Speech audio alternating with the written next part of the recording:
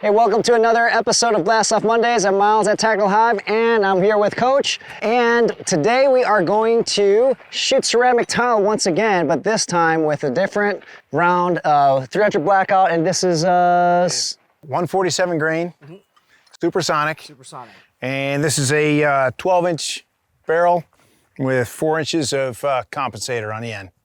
And so the question we posed to you last week was, how many inches of ceramic tile will this go through? So before we get to that though, I want to announce the winner of last week's drawing. The winner is, make sure to email us at info@tacticalhyve.com and we'll reach out to you to send you your swag. All right, so a lot of you guys have been asking about 300 Blackout. Now 300 Blackout, it's a 30 cal round basically shoved into a 5.56 casing. So you've got a lot lower velocities, but it's a heavier projectile.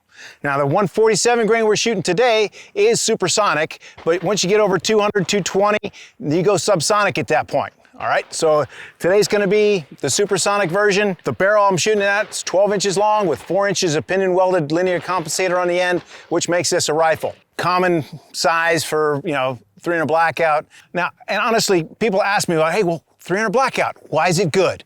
Why don't we use it for everything?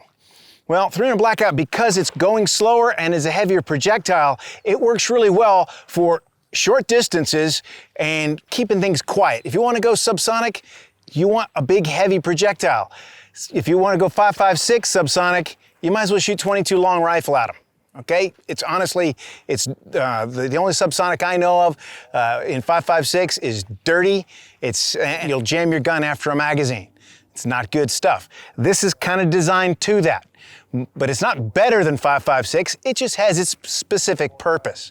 Okay, so it's like asking a carpenter, what's his favorite hammer? All right, you got a tack hammer to do tack hammer stuff, a framing hammer to do framing hammer stuff, and a sledgehammer to do sledgehammer stuff, right? So you pick your right tool. That's all. Okay, here we go. We got 300 Blackout. We're about 7 yards. See what happens.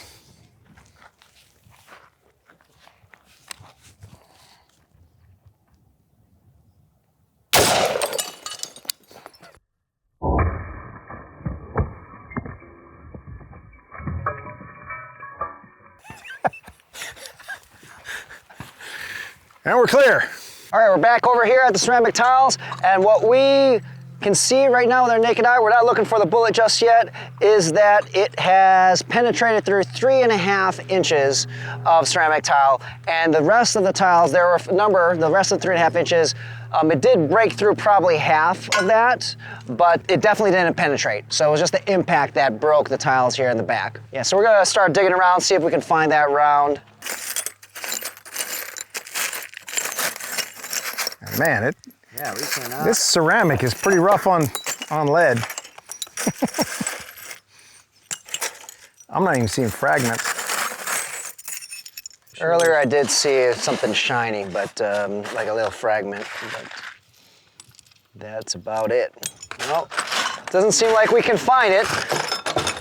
There you guys have it. So the bullet penetrated through 3.5 inches of ceramic tile. And for those of you who answered 3.5 inches, you're entered into a random drawing for some free swag, and we'll announce the winner in next week's episode. So what do you got for us next week, Coach? Okay, so next week we're gonna do a little drywall penetration test. We're gonna test between a 45 and a 9 mil. For the 9 mil, we have a 124 grain ball that's gonna be shot out of this barrel. Okay, this is a 3.9 inch barrel, but on an auto loader. For the 45, we got this. It's a revolver, yeah, it shoots 45 ACP, so 230 grain, just standard ball ammo. But if you look at these, the barrels, because you measure a revolver from the cylinder forward, and you measure from the breech face forward for the auto loader.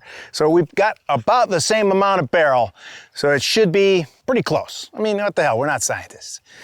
Anyway, so on this hand you got fat and heavy, and this one skinny and fast. So which one's gonna go through more drywall? So let us know in the comments below of this video which handgun you think is going to penetrate through more drywall. Hope you guys like this episode. See you next week.